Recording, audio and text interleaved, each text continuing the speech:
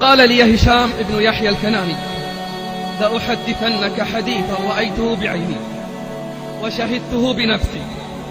قلت: حدثني يا أبا الوليد.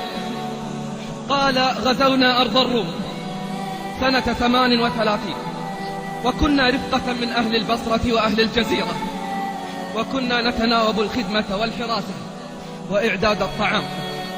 كان معنا رجل يقال له سعيد بن الحرب، ذو حظ من عباده، يصوم النهار ويقوم الليل، وكنا نحرص على تخفيف النوبة عليه لطول قيامه وكثرة صيامه، فكان يأبى إلا بالقيام بكل المهمات، وما رأيته في ليل ولا نهار إلا في حالة جد واجتهاد.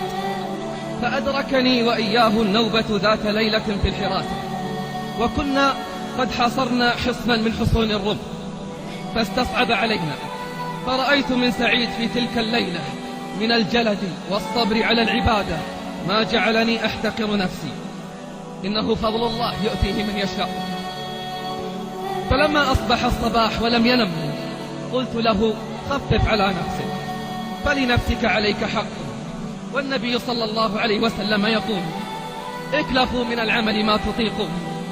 فقال لي: يا أخي، إنما هي أنفاس تعد، وعمر يفنى، وأيام تنقضي، وأنا رجل أنتظر الموت في أي لحظة. فبكيت لجوابه، ودعوت الله لي وله بالعون والتثبيت، ثم قلت: نم قليلا لتستريح، فإنك لا تدري ما يحدث من أمر العدو. فنام تحت ظل خيمته. وتفرق أصحابنا في أرض المعركة، وأقمت في موضع أحرس رحالهم وأصلح طعامهم. فبينما أنا كذلك إذ سمعت كلاما يأتي من ناحية الخيمة، فعجبت، فليس هناك إلا سعيد نائما. ظننت أن أحدا قد جاءه ولم أره، فذهبت إلى جانب الخيمة فلم أر أحدا، وسعيد على حاله نائما، إلا إنه كان يتكلم في نومه ويضحك. أصغيت إليه وحفظت كلامه، ثم مد يده وهو نائم كأنه يأخذ شيئا، ثم ردها بلطف وهو يضحك، ثم قال: فالليلة إذن. ثم وثب من نومه واستيقظ وهو يرتعد خائفا، فاحتضنته إلى صدري حتى سكن وهدأ، وجعل يهلل ويكبر ويحمد الله. فقلت: ما شأنك؟ فقد رأيت منك عجبا وسمعت منك عجبا، فحدثني بما رأيت. قال: اعتني من ذلك. فذكرته حق الصحبة، وقلت: لعل الله ينفعني بما تقول. فحدثني عما رأى في منامه.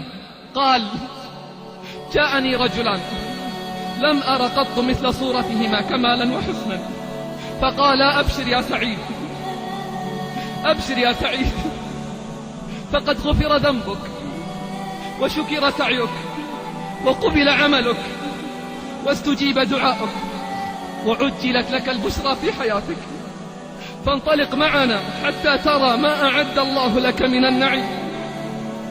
قال: فأتينا على حور وقصور وجواري وغلمان وأنهار وأشجار، فأدخلوني في قصر ثم إلى دار فيه، حتى انتهيت إلى سرير عليه واحدة من الحور العين كأنها اللؤلؤ المكنون.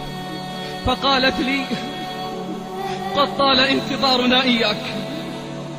فقلت لها: أين أنا؟ فقالت: أنت في جنة المأوى.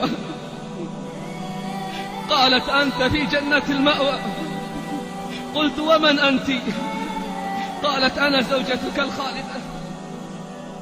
فمددت يدي إليها فردتها بلطف وقالت: أما اليوم فلا، إنك راجع إلى الدنيا.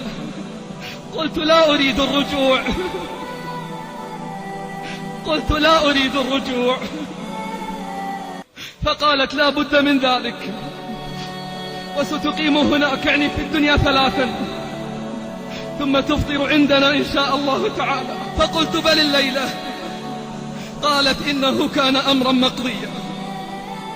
ثم قامت من مجلسها فوثبت لقيامها، فإذا أنا قد استيقظت، وأنا أسألك بالله لا تحدث بحديثي هذا، واسترني ما حييت، قلت أبشر، فلقد كشف الله لك ثواب عملك. ثم قام فتطهر واغتسل ومس طيبا، ثم حمل سلاحه ونزل إلى أرض القتال وهو صائم، وظل يقاتل حتى الليل. فلما انصرف أصحابه وهو فيهم قالوا: يا أبا الوليد، لقد رأينا من هذا الرجل عجبا، حرص على الشهادة وطرح نفسه تحت السهام والرماح، وكل ذلك يصرف عنه. قلت في نفسي: لو تعلمون خبره لضحكتم قليلا ولبكيتم كثيرا. قال: فأفطر على قليل من الطعام وبات ليلته قائما، فلما أصبح صنع كصنيعه بالأمس، وفي آخر النهار عاد هو وأصحابه وذكروا عنه مثل ما ذكروا بالأمس، حتى إذا كان اليوم الثالث انطلقت معه وقلت: لا بد أن أشهد أمره وأرى ما يكون. فلم يزل يقاتل ويكبد الأعداء الخسائر وينكل فيهم ويصنع الأعاجيب، وهو يبحث عن القتل والموت مضانه، وأنا أراه وأرعاه بعيني ولا أستطيع الدنو منه. حتى إذا نزلت الشمس للغروب وهو أنشط ما كان، فإذا برجل من أعلى الحصن قد تعمده بسهم فوقع في نحره فخر صريعا وأنا أنظر إليه، فصحت بالناس فحملوه وبه رمق من حياة وجاءوا به يحملونه. فلما رأيته قلت له: هنيئا لك ما تفطر عليه الليلة.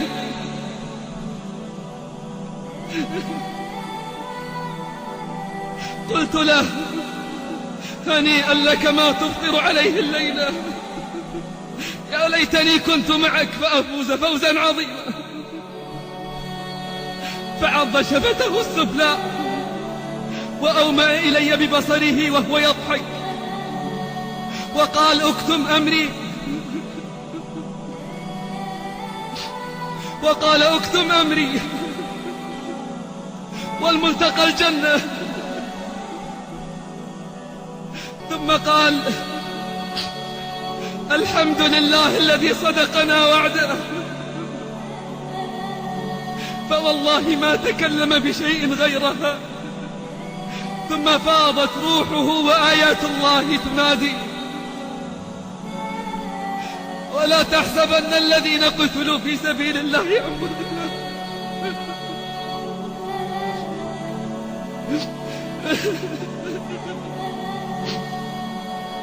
ولا تحسبن الذين قتلوا في سبيل الله أمواتا، بل أحياء عند ربهم يرزقون، فرحين بما آتاهم الله من فضله، ويستبشرون بالذين لم يلحقوا بهم من خلفهم.